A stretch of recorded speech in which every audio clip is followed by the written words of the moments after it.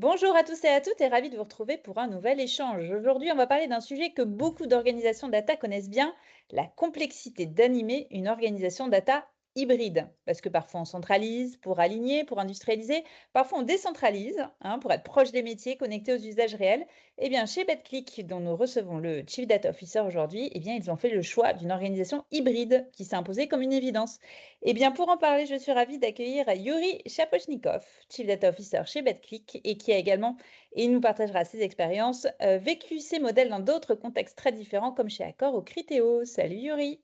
Salut, enchanté. Donc Yuri, ça fait 4 ans que je suis CDO de BetClick. À peu près 2 ans avant, j'ai fait comme en tant que CDO d'Accor.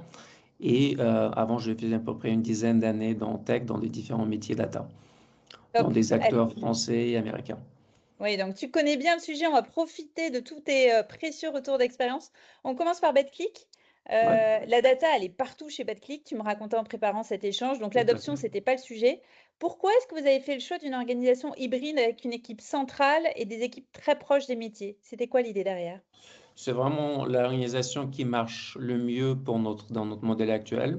Pourquoi? Parce qu'on veut garder le contrôle sur, par exemple, comment on calcule tous les KPIs. On ne veut pas que les KPIs sont calculés d'une manière différente. Le revenu est calculé d'une manière différente d'une équipe à l'autre.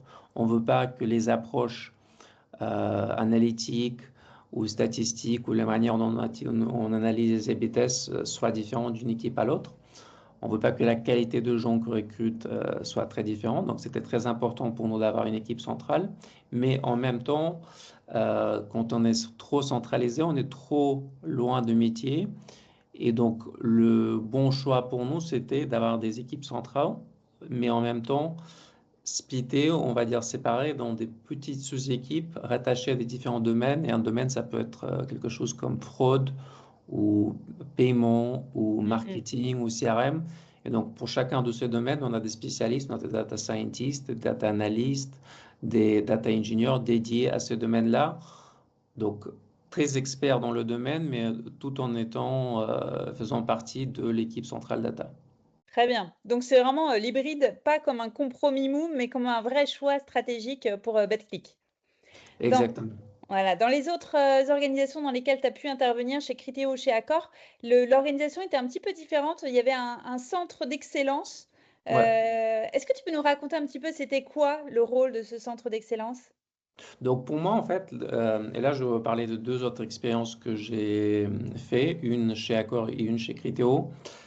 On était toujours, pour moi, en quelque sorte, dans des organisations hybrides. Et je pense que c'est ça qui est toujours, qui marche mieux. Sauf que la différence, c'est la dotted line de reporting et la direct line de reporting, en quelque sorte, étaient inversées. La problématique de Criteo et de Accor, c'était que on avait beaucoup plus d'analystes. Déjà que chez BetClick, au BetClick, on est à peu près une trentaine d'analystes. À Criteo et Accor, on était très proche de 200 et étaient distribués géographiquement, ce qui n'est pas le cas pour BetClick, dans les différentes régions. Donc on avait des analystes au Japon, on avait des analystes qui étaient distribués, qui étaient peut-être aux États-Unis, etc.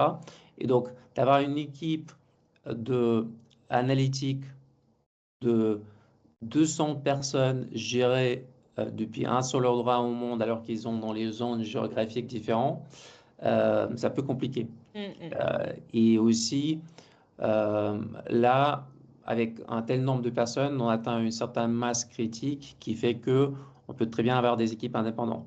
Mais avoir des équipes complètement, purement indépendantes, ça marche pas non plus. Pourquoi? Bah, c'est le même problème que je viens d'évoquer tout à l'heure. Si on a des équipes qui sont complètement indépendantes, des choses basiques comme comment je calcule un tel et tel KPI dans On un tel risque et tel d'avoir des dashboard, doublons, de... euh, ne sont pas faites peut-être de la même manière. On a des doublons, on a les mêmes dashboards ou les mêmes analyses qui sont refaites plusieurs fois. Et donc, dans les deux sociétés, Accor et Criteo, ce qu'on a fait le choix de créer ce qu'on appelle un centre d'excellence. Donc, les équipes analytiques, surtout, c'était toujours en région et reportaient directement dans leur région. Mais en même temps, on avait un centre d'excellence fort, une équipe centrale très très fort, avec un dotted line de ces différentes équipes dans les régions vers cette équipe Mhm. centrale. Et alors, le rôle de cette équipe centrale est de s'assurer que tout ce qui est méthodologie, approche, tout ça, c'était le même, que les manières de travailler étaient les mêmes, qu'on Bonne ne pratique dupliquait, alignée. les bonnes pratiques étaient les mêmes, qu'on ne faisait, recréait pas les mêmes dashboards 10 000 fois. Mhm. Alors, c'est toujours un petit peu le sujet, la problématique pour les organisations qui ont ce côté hybride. Comment est-ce qu'on fait pour que l'équipe centrale soit pas trop perçue comme une police de la data? Parce que c'est très désagréable pour tout le monde. C'est désagréable pour l'équipe data, c'est désagréable pour les équipes en local. Comment on peut réussir à avoir une posture un peu différente? Est-ce que tu aurais des tips par rapport à ça? Donc, je pense que c'est pas, on va toujours être un peu perçu dans le cadre de, si on est dans ce cadre de Centre d'Excellence, on va toujours être un tout petit peu perçu comme la police, Bon, parce d'accord. que c'est effectivement le cas, et c'est les gens qui restreignent un peu ce que ces équipes font. Donc, ils vont toujours avoir un peu cette impression d'avoir un peu moins de liberté de choix dans ce qu'ils font. Mais en même temps, il faut, je pense, surtout vraiment promouvoir déjà l'importance d'avoir des standards, de la gouvernance, des mêmes approches, mais aussi rendre tous les bénéfices qui sont liés à cette approche très visibles. Par exemple, je vais démontrer aux gens, bah, vous n'avez pas besoin de créer tel et tel dashboard, il existe déjà dans une autre région, par Et hop, exemple, tu viens de gagner du temps. et vous avez gagné du temps. Ouais. Donc, on a déjà compris comment faire telle et telle chose. Donc, essayez aussi au maximum de montrer la valeur d'avoir cette approche un peu centralisée. Et bien C'est ça. sûr, Oui. ouais, Oui, non, non. je synthétise ça un petit peu par la phrase que tu m'avais dit en préparant cet échange. L'autorité, ça vient souvent de la plateforme. En fait, il y a une autorité naturelle sur le fait d'apporter de la Ouais. valeur et d'avoir quelque chose de partagé, quoi. Et ce qui est important, c'est d'avoir une plateforme à l'heure unie qui est un peu contrôlée par cette équipe centrale. Sinon, bien sûr, c'est un peu compliqué de faire la Ouais. gouvernance et s'assurer que ce qui se passe, ce que les gens font dans Suis leurs bien différentes la. régions, suit bien euh, la gouvernance Et imposée puis, un et peu. puis, et puis, comme tu me le disais, c'est pas. En plus, c'est cette tension entre local et central. En fait, elle disparaît jamais. Hein, c'est des cycles, c'est Ouais. ça? En fait, je pense que c'est toujours des cycles. Il n'y a pas un bon modèle qui s'applique dans toutes les conditions. Je pense que, enfin, si vous prenez le cas d'une startup avec une petite équipe data de 5 personnes, bah, ça va être toujours centralisé. Si vous prenez une énorme société comme Google ou des sociétés comme Amazon, bah, data va être très décentralisé. Il va même pas avoir un CDO. Ça, Donc, je c'est pense dingue, que, c'est ce que tu m'avais ouais, raconté. Il n'y a même pas de Chief Data Officer chez bah, Google, bien sûr. tellement c'est une évidence qu'elle doit être intégrée dans les métiers, quoi. Exactement, C'est exactement. fou, ça. Donc, ce qui compte, je pense, c'est par rapport à la taille de l'entreprise, par rapport au niveau de maturité de l'entreprise, de choisir le bon modèle. Et très souvent, quoi qu'on fasse, le bon modèle, c'est avoir un espèce de double reporting en centrale et en local ou dans les métiers. Et la seule chose qui peut changer avec la taille, avec la maturité, c'est est-ce que laquelle de ces lignes est directe, laquelle est dotted line. Hmm. Et parfois, on inverse les deux. Mais je pense que c'est pas, il y a pas un état parfait et c'est toujours quelque chose, il y a toujours cette tension, c'est toujours quelque chose qui est en Mhm. adoption, en changement.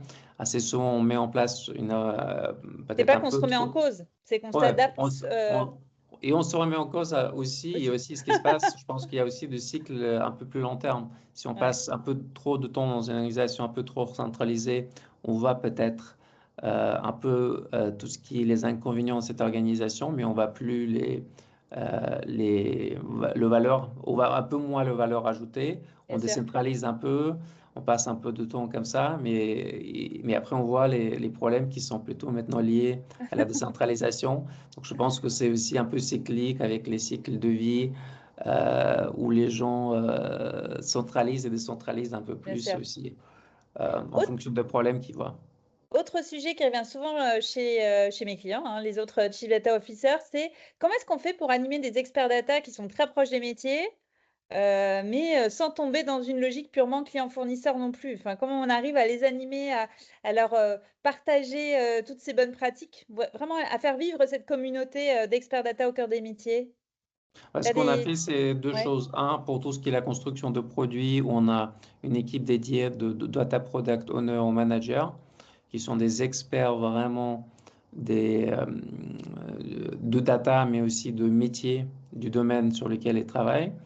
Et étant des experts du domaine et de data, ils sont vraiment proactifs, ils sont là, ils proposent de nouvelles solutions. très bien. Donc, ils sont drivers parfois des nouveaux produits. Et après, pour l'analytics, je pense que c'est juste très, très important de, aussi de s'assurer qu'on arrive à un niveau où les analystes développent une certaine expertise qui est assez conséquent pour qu'ils peuvent être moteurs ou force de proposition et donc plutôt intégrés dans des équipes en tant que des acteurs proactifs plutôt que des gens qui attendent des tickets qui arrivent pour les faire. Hmm. Ouais. Ouais, la posture est différente. Le temps file, le temps file. Alors, je vais arriver directement à ma question de clôture. Ouais. Avec le recul, si tu devais donner un conseil clé à un autre Chief Data Officer qui te dit, bon, je réfléchis à mettre en place une organisation data hybride, euh, ce serait quoi le premier conseil que tu me donnerais? Bah, je pense que L'écueil à éviter. il faut surtout regarder la taille de l'entreprise, la maturité. Et donc, le plus l'entreprise est grande, le plus d'acteurs vous avez, ou le plus de, euh, peut-être des différentes régions de business, vous avez le plus, ça va être distribué. Le moins mature c'est et le moins, euh, la plus petite est la communauté data, le mieux, ça serait alors de la garder le plus centralisée possible. Mm, Donc, mm, mm. je pense que ça dépend énormément de combien de personnes vous avez exactement dans l'équipe. Il y a une certaine masse critique, par exemple, Mm. à partir duquel vous pouvez vraiment créer des équipes qui sont indépendants. Et après, juste se dire, je pense qu'il n'y a pas de solution idéale. Il faut vraiment, vraiment regarder le, la courbe sur laquelle on est en termes de maturité Ouais. euh, et choisir la solution qui est la plus adaptée par rapport à la taille de l'entreprise, la taille de, on va dire, de toutes les équipes data, de tous les gens, le nombre de personnes qui font de la data dans toute l'entreprise, la structure, euh, etc. Eh ben, très bien. Et écoute, c'est vraiment ce que je vais retenir de cet échange, c'est qu'il n'y a pas de modèle d'organisation idéal, mais plutôt un curseur, hein, qu'on ajuste en permanence entre centralisation, Exactement. décentralisation, en fonction de la maturité de l'organisation, de sa taille, de ses enjeux business du moment. Et puis, je remarque aussi autre chose dans ton retour d'expérience, c'est que faire vivre une organisation data hybride, ben, ça suppose aussi une vraie démarche d'animation des experts data, hein. C'est pas un truc à côté, c'est pas un sujet secondaire, c'est un vrai travail à part entière qui demande du temps, des Exactement. méthodes, hein. Donc, on fait Et, beaucoup de training, d'animation, de data talk, d'acculturation. Il faut toujours faire tout ça et investir beaucoup dans toutes ces choses-là pour faire vivre la communauté.